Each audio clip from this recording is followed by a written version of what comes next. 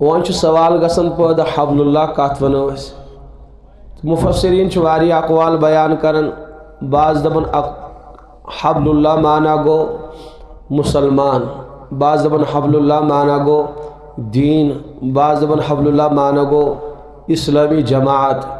اکثر مفسر فرمان حبل اللہ معنی ہسا گو قرآن مقدس۔ امیک معنی گو کہ تُہۍ ترٲیِو مضبوطی سان قرآن پاکس تھف، مضبوطی سان تھٲوِو قرآن مقدس۔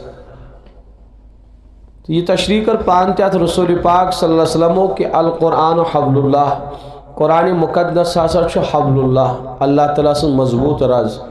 اور حضرت عبداللہ ابن عباس فرمان رضی اللہ عنہ کہ یہ تیز مضبوط رز یمیک اخ ان آسمانس پہ اور بیاکھ ان زمینس پہ۔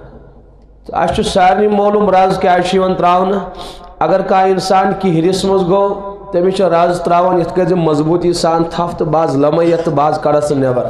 دریاوس مز گو کھانا، کۄلہِ مز گو کھانا، تمس دپو مضبوطی سان ترٲزٮ۪س تھف یت رزِ، چڑ رٹزن بہ کھینچے یت یا پہلوان جوڑا کرو یت رزِ تھف تو کڑوت نبر امہ مز تو معلوم سپدیو رز لگن بچاونس۔